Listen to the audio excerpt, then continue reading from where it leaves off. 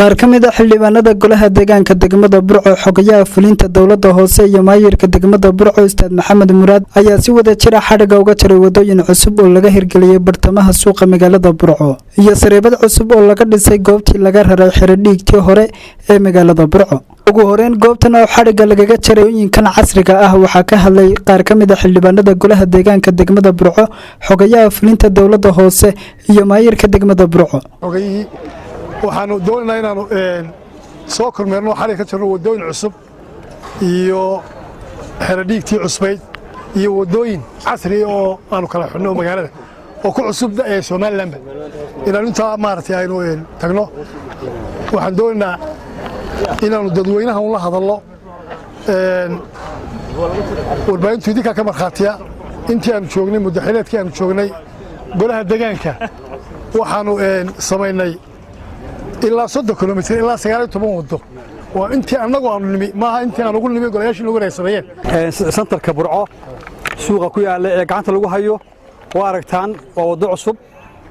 wadooyinkan sameeynay kulli bulshadu iyada ay koobayso oo tirada garanaysa anagu waa wadna oon hadiya habeenba waana shaqadii aan wad mateen waana wadayna bidmilaahi baari hadii ilaahay ka dhigo waxaan leenahay idinkuna hadii galabkayga taagneen waxa ma qaban kareen waxaan leenahay sida oo bagalka u taagnaada shaqada waa wadayna shaqooshana wadooyinka la ilaaliyo tarina ma ahati ugu horeysay ee waxa weeyaan waxaan maraynaa iminka wadadii 19aad ama 20aad dhulkaas oo marka la isku geeyo noqon kara ilaa 30 kilomitir waxa ogtiin aanu sheegayna dadweynaha reer Burco in iyadoo aynu ognahay sidii maalintii dhaweyd baan ka hadlaynay dakhligii soo gali lahaa degmada Burco uu ku dhacay kharad xagga dawladda sare ah oo cashuurtii aynu heli lahayn barkeedu maqan yahay oo in yaruun aynu soo gashay iminka haddana inta kaliya aanu muddadii aanu joognay ku fulinay wax qabadkii guud laakiin wadadan iminka aynu taaganno maan ka hadlay anigu wadadan dhistinkeedu uu yahay lambar 8 wadada lambar 8 dhistinkeedu sameeyay yahay oo hore Soomaaliland balagama sameyn dadweynaha ka soo jeeda meheradaale waxaanu leenahay war bahasha biyaha ku rusheynaysan ka daaya oo qashinka ka ilaaliya si ay wadooyinku inuu hadeer wada kala xariga laga jiray tan oo inaga iminka ka jiray waxaynu leenahay dadweynaha wadooyinka ilaashada dadaalkana kordhiya cashuurtana hal la bixiyo wax qabadka cashuurtina waa aragtaan inay si wacan u socoto ilaahay ma hadii weeye aad iyo aadna waxaan ugu mahadnaqaynaa shacabka reer Burco mar labaadka maanta halkan waxaynu xariga ka jarnay wadadan isku xidhay wada yar waana wado isku xidhaysa 3 wado waana wadada hormarta ee moolalkan indha deero iyo hudheelka weyn indha deero Allah u naxariisto ilmo indha deero iyo moolkan cusub ee Burco aan ka dhisnay waa wadada inta isku xidhaysa labada wado wadada saldhiga hormarta iyo wadadan dhabarka ka marta hudheelkan indha deero waa wado sida runtii aad iyo aad loogu baahnaa wado ha koobnaato laakiin wado loo baahan waana wax qabadka dawladda hoose u gaarka ah ee ay qabatay muddada xilkaanu haynay 6 sanadood iyo bilo sida xildhibaanadu iyo xogayuba ay sheegeen degmada Soomaaliland xagga wadooyinka iyadoo ay qabsatay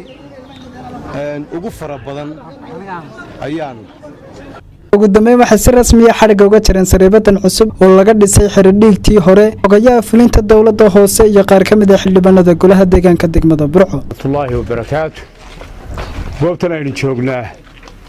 oo goobtii xiradhiigtii hore Burco la oran jiray ee qadiimka ahayd waxaan u bedelay oo ka dhisnay dhismahan casriga ah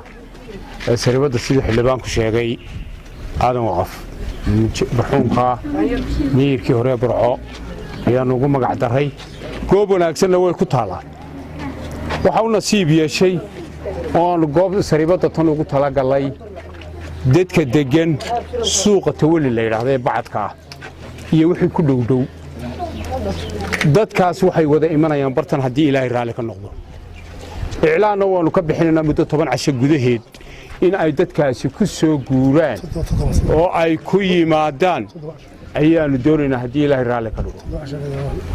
waxa kale oo aan halkan ku daraynaa oo niyadana idin sheegaynaa muwaadiniinta reer Burco dadka nawaaxigan degan ee caadaystay in ay ka daayaan qashinka in ay ka daayaan xoolaha lagu qalayo mar bay ahaan jirtay xeradhiig hoose degmada Burco ayaa muddooyinka ugu dambeeyay xadhiga ka jaray si dhismooyin cusub iyo wadooyin si casri ah loo dhisay. Cabdi Qani Baafo, warbaahinta STN, magaalada Burco ee xarunta gobolka Togdheer.